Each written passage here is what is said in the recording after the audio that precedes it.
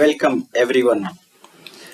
जिनको सफल होना होता है वो बहाने नहीं ढूंढते, वो अपनी गलतियों से सीखने का प्रयास करते हैं। लेकिन जो असफल लोग होते हैं वो बहाने बनाते हैं, ये अमुक काम इस कारण से नहीं हो सका। नहीं, जो जो गलतियां किया वो बहाने बहाने बहाने बनाते क्यों हैं?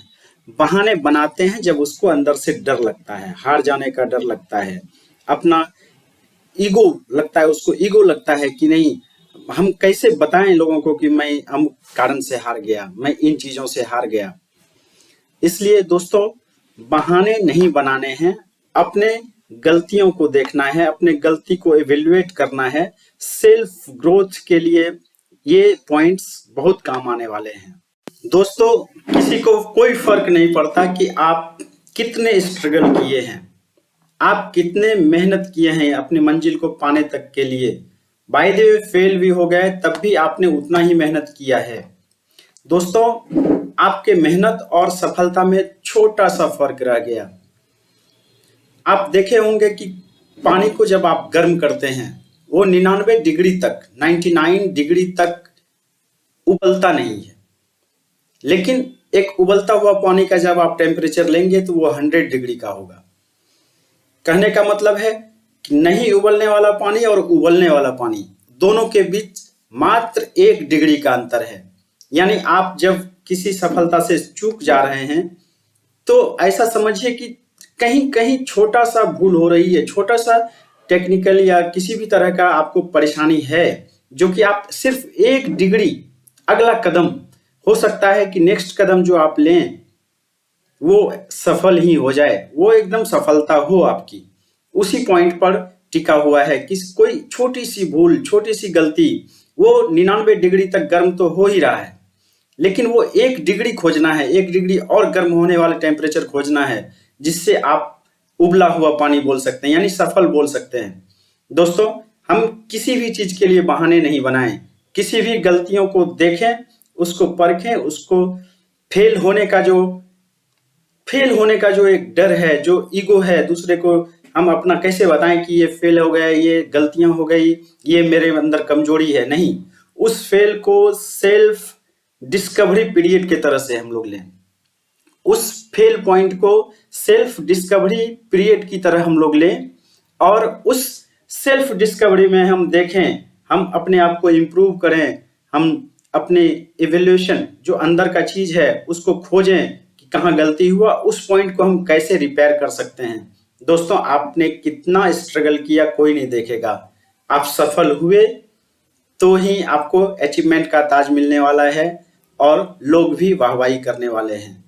अपने ईगो को एकदम तुरंत प्रभाव से त्याग दें, एकदम सोचे ही नहीं, अपने गलतियों को देखें, गलतियों को समझें और उससे सुधार करने का, उसको ओवरकम करने का एकदम सटीक तरीका ढूंढें। सेल्फ वर्थ लगातार सीखने से होती है, अपनी गलतियों को छुपाने से नहीं। सेल्फ वर्थ लगातार सीखने से बढ़ती है, गलतियों को छुपाने से नहीं।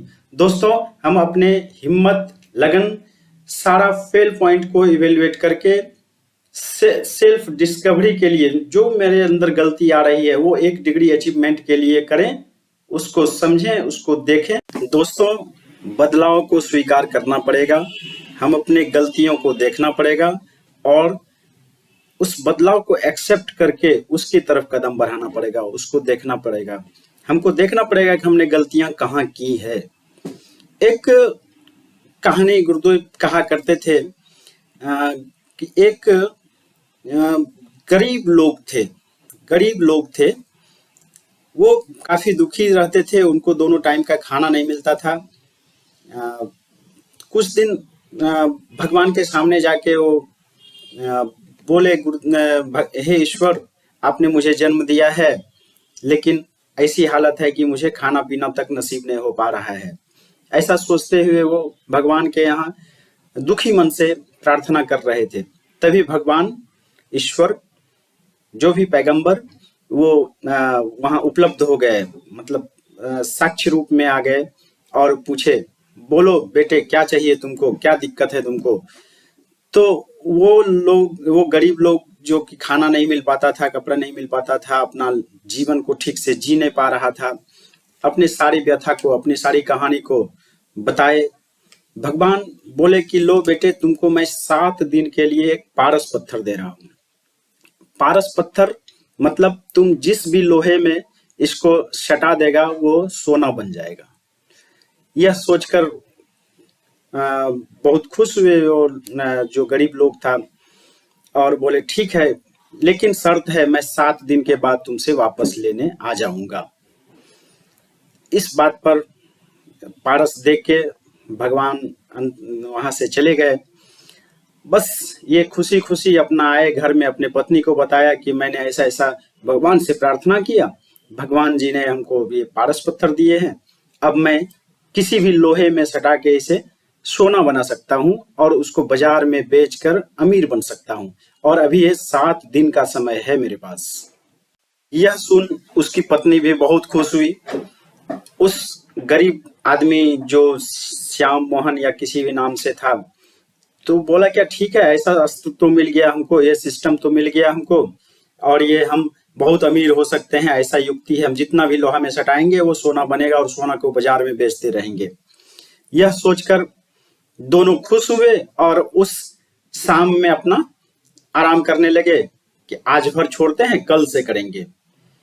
कल सुबह हुई, ब्राह्मण जो लोहा अपने आसपास उसको उपलब्ध था उसको सोना बनाया, बाजार में चला गया और बेच के कुछ पैसे वो लेके आया, अपना राशन पानी वगैरह वगैरह लेके आया।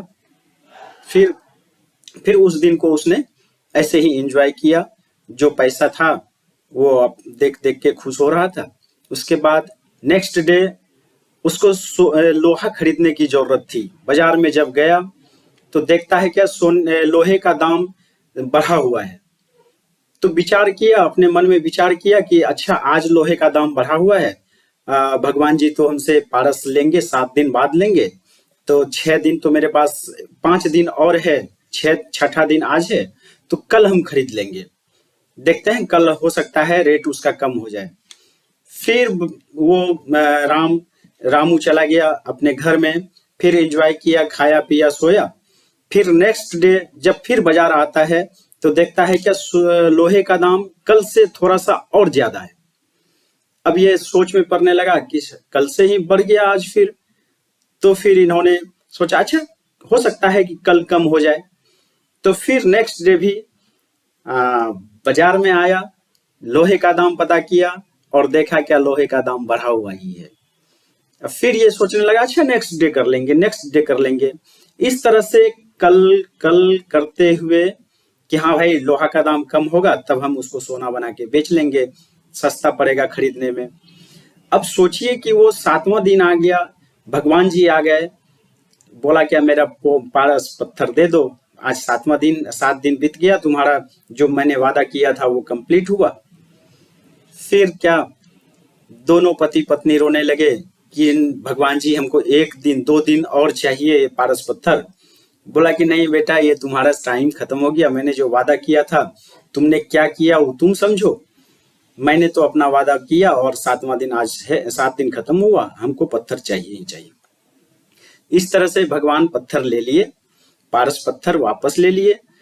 अब समझिए दोस्तों, ये समझने की बात है कि वो रामू कहाँ गलती किया, क्या सोचा, कहीं हम भी तो रामू के जैसा कोई गलती तो नहीं कर रहे हैं।